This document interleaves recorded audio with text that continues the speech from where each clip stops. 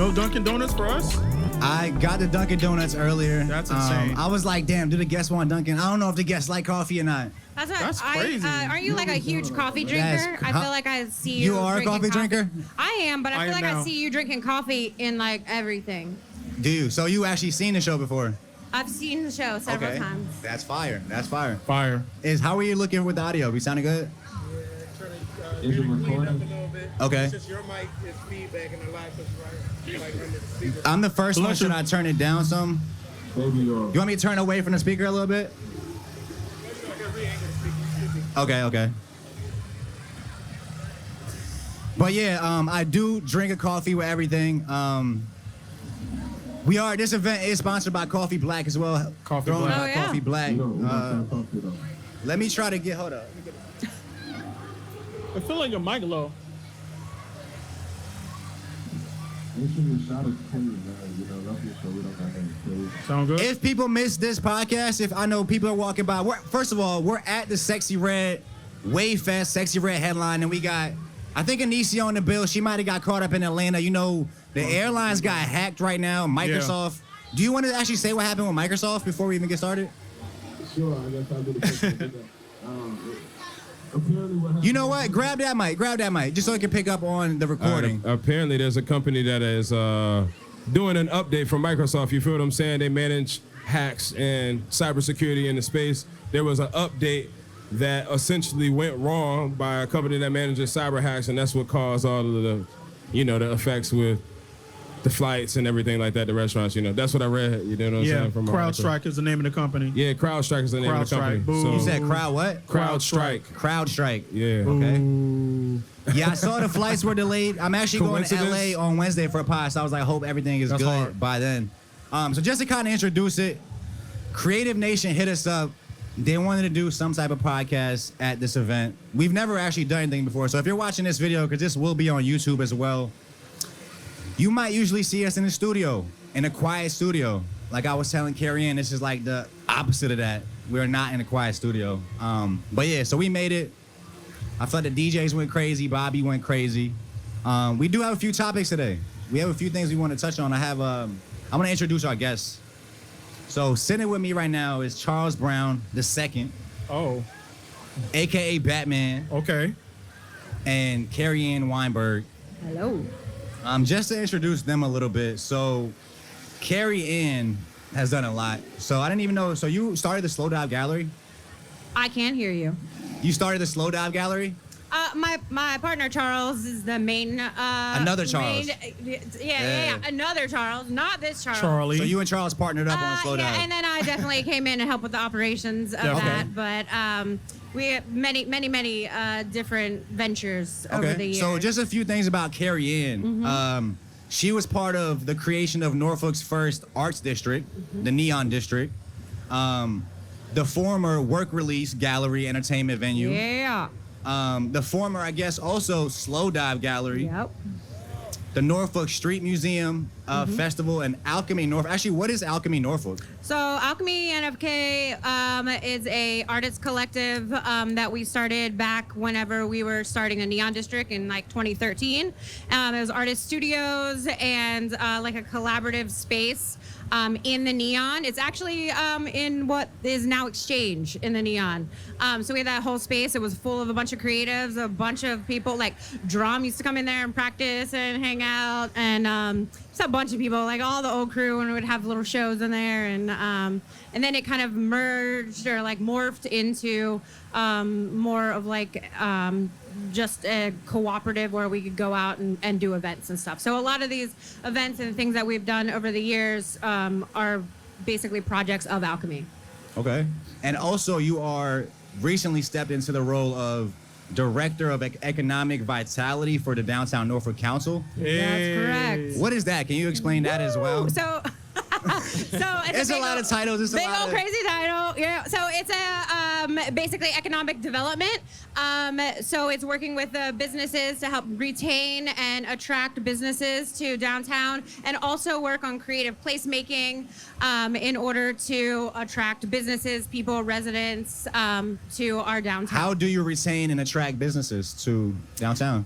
by looking at different grant programs, how we can work together, how we can help ease processes and procedures in order to make things a little bit easier for our businesses. Okay. I do definitely want to get more into that, just touching on grants and the city funding the arts and what arts mean for a city. So we can definitely get into that. But just to introduce Charles, a.k.a. Batman. So bro is a promoter, Hampton, VA native.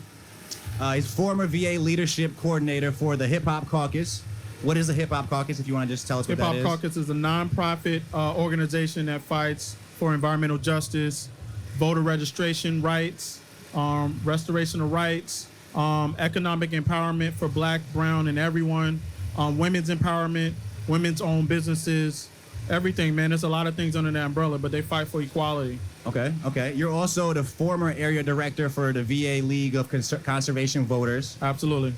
Do you want to touch on that? What is that? That was a nonprofit, nonpartisan voter registration program. Did it for 3 years, from 2018 to 2020.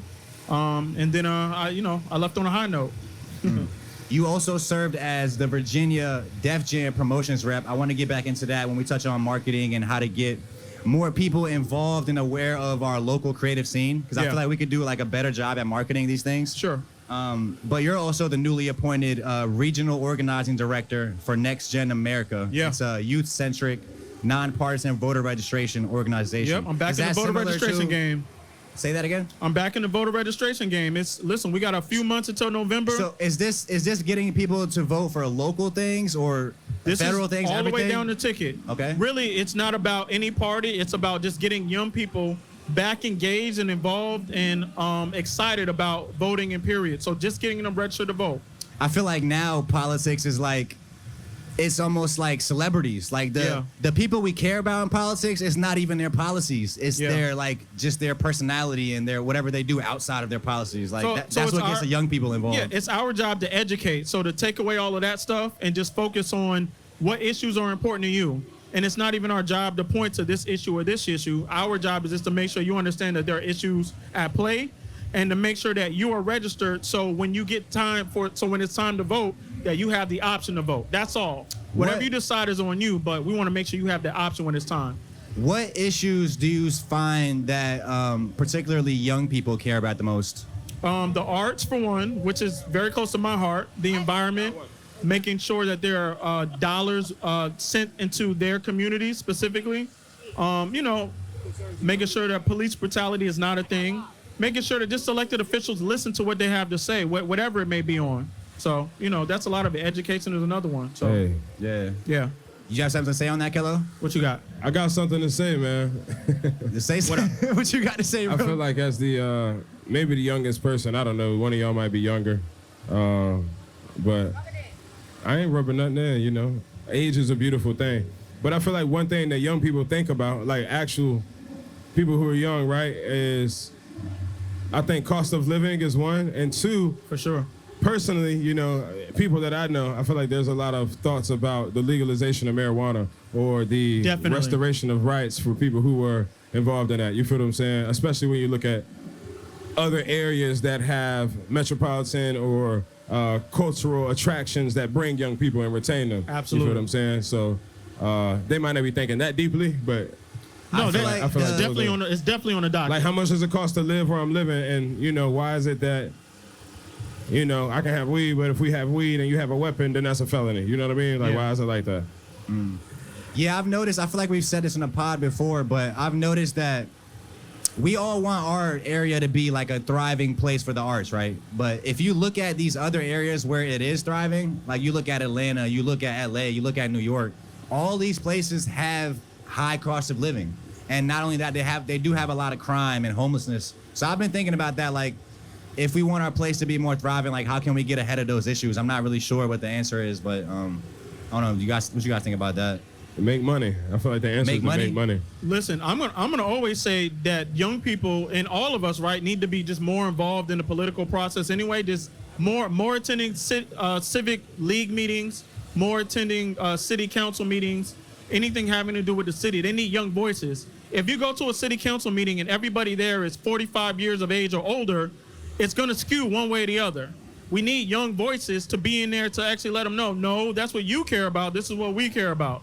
if it's not that difference of opinions or perspectives, it's going to skew one way or the other. And we need a difference of voices. We need, we need every kind of voice, every kind of opinion to like really figure out the aggregate of what it actually should be. Yeah, and I think, it's really easy to look at those national politics, but your local politics are what's going to affect you the most. Yeah. And so getting these young voters to register and then come out and vote, because those are the people that are closing down your clubs, that are, not giving you access to like the things that you want to see and do in your day-to-day life. And we have to get those young voters out here to protect that, because they're the people that are going to be our city in 10, 15, 20 years, So we need to do that. And with, to go back to what you were saying, I think it's growing pains, and we need to figure out, how we can like create the safest space for our youth and for everyone. Yeah. Because if we want to be a big city and we want to compete with these other cities, then that's what comes with the territories. So we just have to work to figure those things out.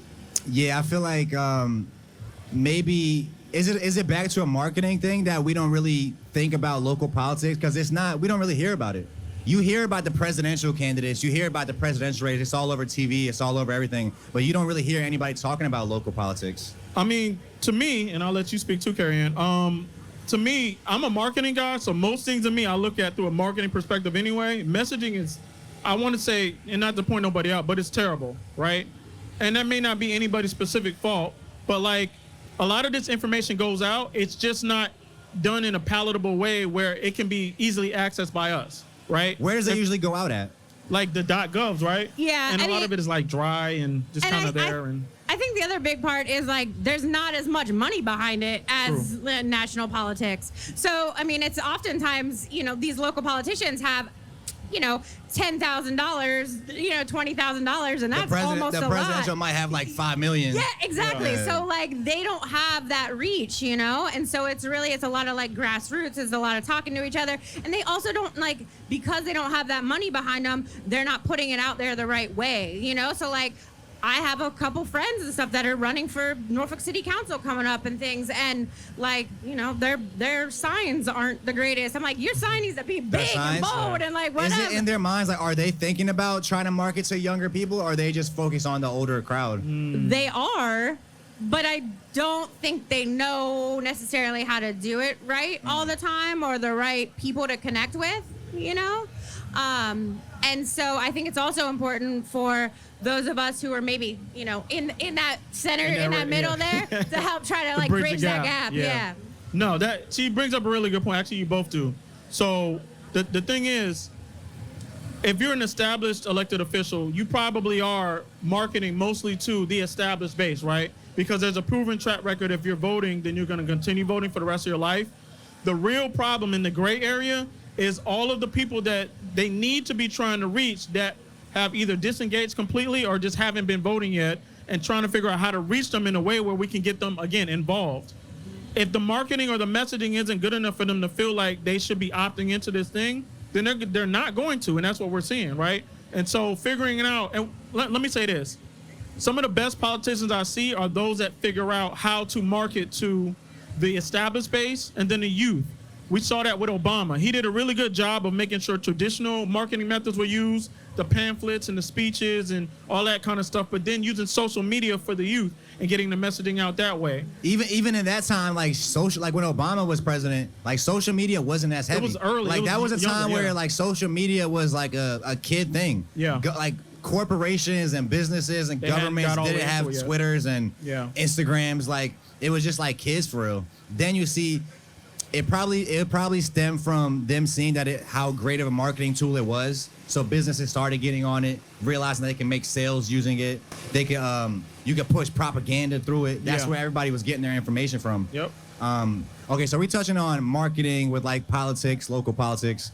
I think something that we've maybe spoken on like a bit before is, so we have a lot of, I feel like, great talent in this area, and we're all, I would say, doing our part to reach outside of this area. Mm-hmm. And sometimes we can all focus on trying to reach outside the area. But I think there's a lot of people here that just don't know about us. Yes. Like I had a conversation with Young Crazy before, and he was telling me how like he was using Atlanta as an example. If you're a big artist in Atlanta, you can just tour Atlanta and make a living. That's a fact. We don't Or really Texas. have that circuit here yet. Yeah. I feel like we can create a circuit like that. How can we reach the everyday person out here and let them know that there's cool shit going on in their backyard? Like I think we spoke on it before. Like you came from street marketing, from Def Jam street marketing. Yeah. Right now, a lot of our marketing is online. Do we need to go back to this street marketing, like person-to-person way of getting people involved? The sweet spot is doing both. Okay. It's never been an either or. I don't even understand that, right? So again, like you said, I came from street promotion, so literally handing out flyers, putting up posters, which is really effective, right? But a lot of people are on social media now. What the label did, and I was actually there. I'm the last generation of street reps for a record label where I saw them switch over from, we're not sending you no more posters. Everything now is you sending an email to a DJ. And I didn't necessarily like it, but I didn't really have enough influence to do anything about it. But I saw the changeover. No more vinyl, giving to DJs. We just send the MP3s now. Why do you think they didn't do both, like you're saying? Why do you think they just did a hard switch? To save money. Okay. Yeah, marketing is really expensive. It's expensive. Like really expensive. I mean, you get a print ad somewhere and you're talking $3,000 for like a half-page ad in something little, like in the newspaper. Yeah, like it's crazy. Yeah. So social media is really easy, but like with the algorithms and everything, like your reach doesn't go as far. Everyone's on social media now. You're competing against everything else, and you only hold people's attention for like such a short amount of time on social media. You really, as Batman said, you have to be all over the place, and we don't have money for that. Yeah. You know. I mean, here's the way to look at it. A lot of people get their information from social media, but not everybody, right?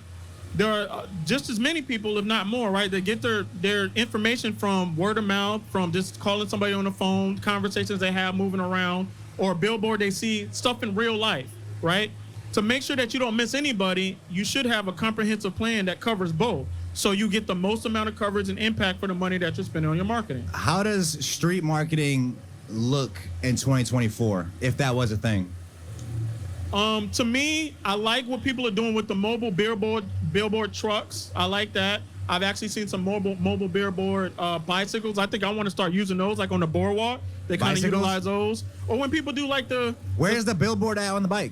How does that look? on Oceanfront, Virginia Beach. I'm saying like it's hanging like a flag hanging it's like off the a little back. trailer on the back of a bike. Okay. I seen that and I stopped and I was like, as soon as I started following, I'm like, yep, that'll Where work. the fuck you get that bike from, bro? It's now going to be a line item and something I do in the future for sure. But again, I think it's just a mixture of both. So there are the digital billboard ads that you see on the highway.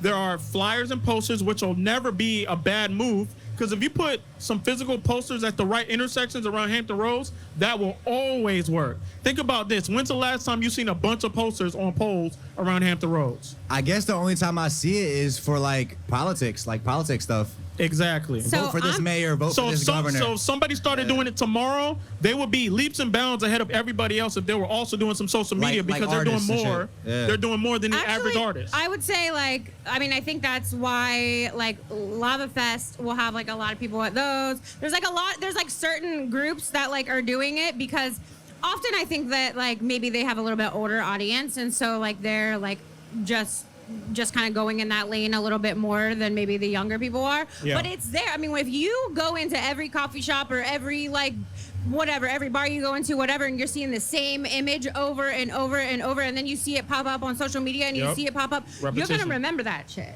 you know? And but Not enough like, consistency. yeah, and it's hard. I mean, it's a lot. You gotta have somebody, you gotta pay somebody to go, or you gotta do it yourself to go post up things over, stop at knock on every door. Can I post this poster? That's a lot of work. It's funny. You'll see like the signs will be like vote for this mayor or vote for this governor. You'll see like one or two. Then it seems like their competition will come and put like 10 in the same spot. Yeah, Is that like a battle they do? Like, Yeah. I'm like, where? You can see who got what budget, how many donations for their campaign or whatever. Yeah. I would just hire people to go take other people's signs down. That might be illegal though. Listen, that is illegal politically. Okay. And the street team in the music world, They did that? they used to do that. Yes, that That's was a fucked thing. up. And there used to be like really territorial. So if I put my posters here and you work for another record label and you tear mine down and I see it, it might be on. It's on. Because it's like, it's territory, it's prime placement. It might not be another pole I can put some posters. So, yeah, really competitive. Yeah. Another thing I really wanted to touch on is why art and like creative stuff is important to a city. Like Asa, you guys know Asa Jackson from the Contemporary Arts Network. Yeah. He kind of made me realize how important it was. It's like if you move into a city, you want there to be like fun shit to do there. You want it to be a safe place to raise your family, and you want to be able to have nightlife. You know what I'm saying? Creative things. That's like what ultimately would like bring you there and keep you there. Like with Austin, Texas right now. That's where everybody's moving to. It's like so you want to have these things that are fun for people to do in the city. Like, and I feel like it doesn't take that long. Like Austin, like let's use Austin, Texas as an example. They have like the #1 spot for stand-up comedy right now in the country, or like one of the number ones. And it really only took like a year. All it took is like some of these prime comedians like Joe Rogan, Tony Hinchcliffe to move there, open up clubs, start doing LA. things. Yep. And in like a year or less, it became the hub.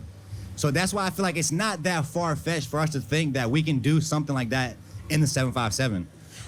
That's why, like, my new position with DNC, I'm really excited about, because what Asa is touching on is economic development. And I've sat in several meetings and stuff with Asa, and he's talking to the right folks. And he's talking to the right folks regionally, which is really awesome. And Regionally? props to Asa for that.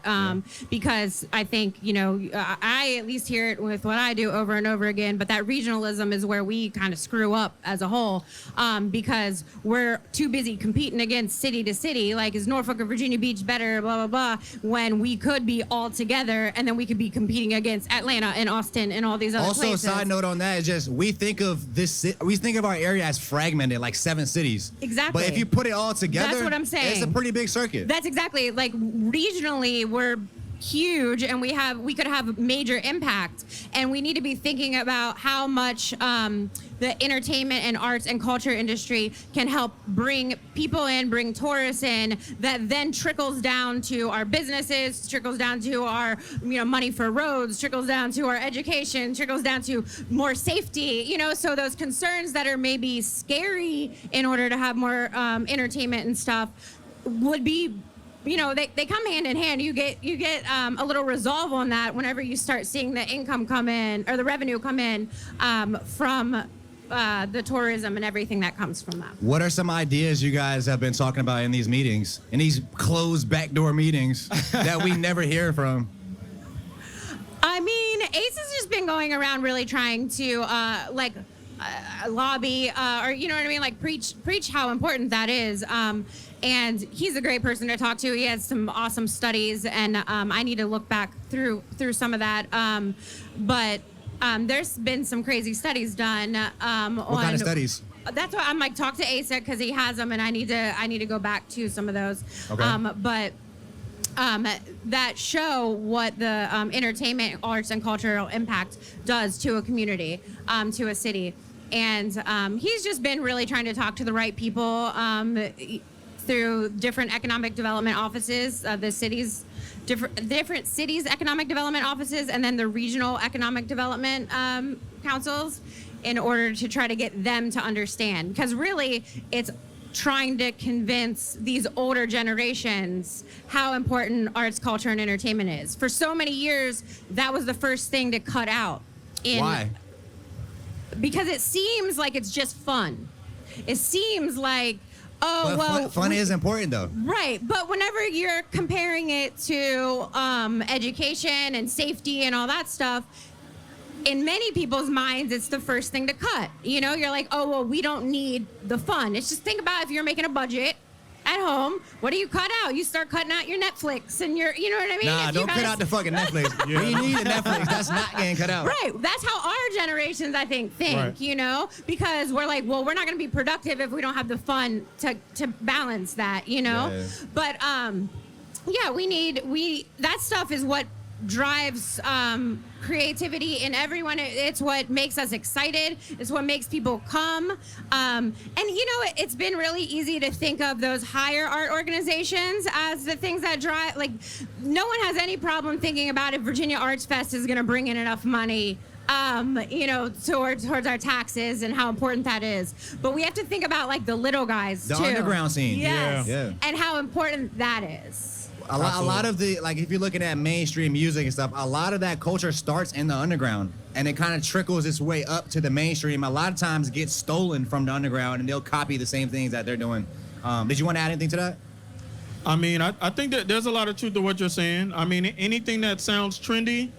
I mean, a lot of times when the majors, like major artists, if they start running out of ideas, they're going to look for inspiration somewhere, and a lot of times it does come from the underground. So, I mean, I'm not going to say no name. I'm about to say a name, but I'm not going to say no names. But it does happen a lot more than you would think, for sure. Being someone that's been out here on the creative scene for I think 20 years. 21 years. Yeah.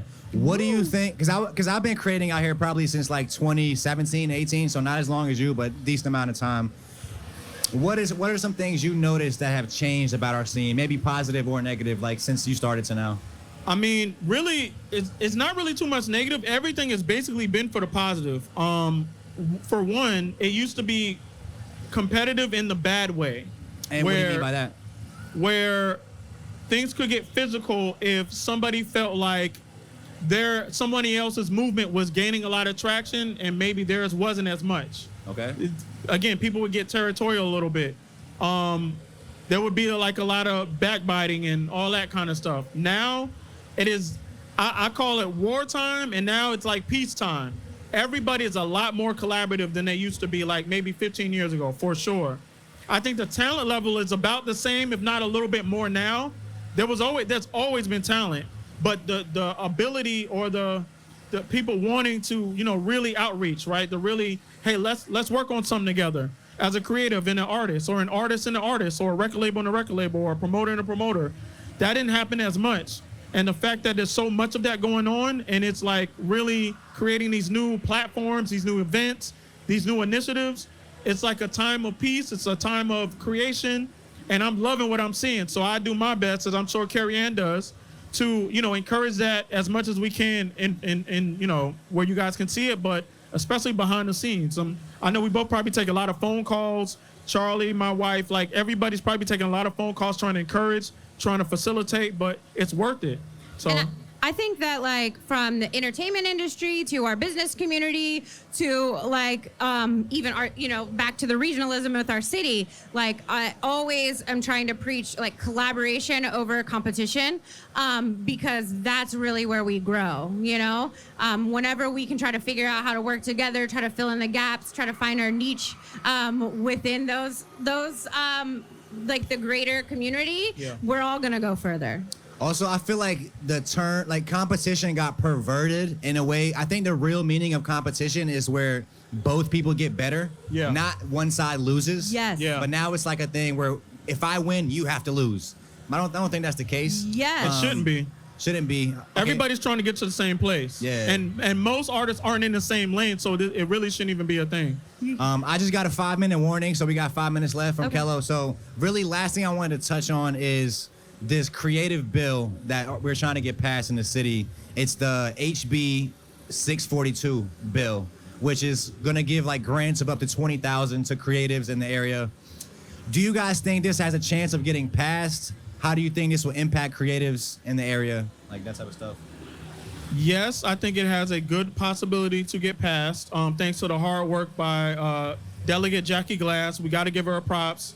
Keena Carson and so many others that are rallying behind them, and a lot of other people to, I'll go advocate on the Hill, talk to different legislators individually and as collectives. I think it's a really good chance for it to happen. And if it can't happen, I've been told that there are some workarounds where there will be some money, or can be some money, still given out in a roundabout way, if that makes sense, to infuse into our artistic community. What do you mean, a workaround? Workaround? Meaning there may be money in other budgets that can be allocated to our artist community without that bill actually having to be passed. Yeah, I think that people underestimate the money or don't realize that there's often money set aside in cities' budgets for these kind of things. And if you have a really great idea and you have a proven track record of being able to execute your ideas, you can go and ask for money. And who should we ask for money though? Talk to your city council members. Yeah, I mean, this is why, getting into your local government and keeping track of who's at the top Different is so committees, important. Arts and Humanities. Yes, exactly. And, Vibe District making just those got Well, Arts and Humanities is connected to Vibe District. They just got a little bit of money. They just got a little budget. So yeah. Yeah, you have to make these. You have to make relationships. You have to talk to people, not just the people that you think are your friends or whatever. But you got to talk to those people above you. You got to get to know all Do the some politics, research. all the different boards and committees, because there's money out there. And if you just put a little proposal together and ask, it's available. And I'm gonna pass this over to Kelo, but I want to plug real quick for DNC's Neon Fest is coming up. Hey. And we just put an RFP out for producers for Neon Fest. So we're doing it a little bit different this year. What kind so of if you're, producers?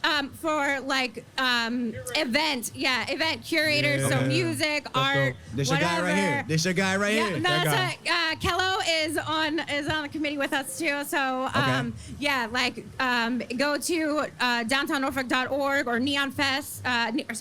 neonnfk.com. Okay. And you can get information. When is that supposed to be? The event is October 18th, 19th. Yeah. Okay. Yeah. Did you want to add something, Kelo? Hey, man. What up, Kelo? We really out here at the Wave Fest. I just want to Bro, remind shout y'all out that to we're Creative Nation. live at Creative Atlantic Nation, what Union up? Pavilion in Portsmouth and P-Town. I had the opportunity to work with the Portsmouth Economic Development Authority, right, to do the Shop the Block High Street Festival. So when you talk about access and money and RFPs, there are buckets of money that they are literally saying, hey, give me a proposal for this. And if you are a business in my city, you especially have, preference in this allocation of the money. You know what I'm saying? But you make a proposal in some cases, you know what I mean? Also, just like you said, you talk to your city council. You try to talk to different organizations, go through their portal and things like that. Well, while we're putting stuff in the air, I may make a proposal and maybe you guys can help me, because this year we want to try to get a building, an off-world studio, like an off-world compound. Okay. So maybe that's something that we can partner up with the city with or get some type of money for. Yeah. But we here, man. We made it. Shout out to Creative Nation. Thank you guys for Shout out having us Creative out. Nation. If you missed the Hey, podcast, where Raven at? Raven is behind us. We have a set by Raven coming up. She's gonna close out the show for us. Raven. Raven, where you This at? will be on Let's get YouTube, ready. so if you're not here right now, you can catch this on YouTube. Thank you guys. I appreciate it. Me and Batman. Can I make a plug real quick? Yeah, for sure. I just been made officially the events manager for Africana Fest Okay, 2024. shout out to that When man. is that? That's the first weekend in October. Come on. October 4th, 5th, and 6th, Virginia Beach Oceanfront, 17th Street Park. Okay. That's all I got. Also, if you guys want to hear more about Batman and what he's doing, we have an episode out on our channel. We do. I definitely want to get a full episode in with Careyann. Y'all should. Set that She's up. dope. We have an episode with Kelo up. So you Hey. can hear about how Pharrell called security on Kelo, Yeah, actually. It was a sound great good. story. Pharrell We don't want to didn't give told away me too on much. mic? But I- Pharrell said, get him out of here. Hey, Oh. it's a beautiful clip. It's a Yeah. beautiful clip. Hey, but look, speaking of Pharrell, you know what I'm saying? That's something in the water is, near. That's gonna be dope. It's nigh. So, keep an eye out for that. But Off-Road and Friends, I think it was fire. Off-Road and you know Friends, what I mean? man. Off-Road We podcast. had Thank Baby God. Where's Larry Larry at? going crazy earlier. Shout out to Overall Larry. Come on. Frankie from the trap. Shout out to our Little cameraman. We got Sack, Karen Boo. Beer in the back. We Karen, got what Frankie up? from the trap. What up, dog? Scholarship. Leo. Thank you Infinity guys. Zones. Yeah. Thank you. See y'all soon. Peace. VA. Oh yeah, I gotta go Two find up. Sexy Red right now. If y'all don't see this shirt, Let's do it. Somebody Hey. point Sexy Red to the second stage. Okay. I don't know, Peace. man. I don't know.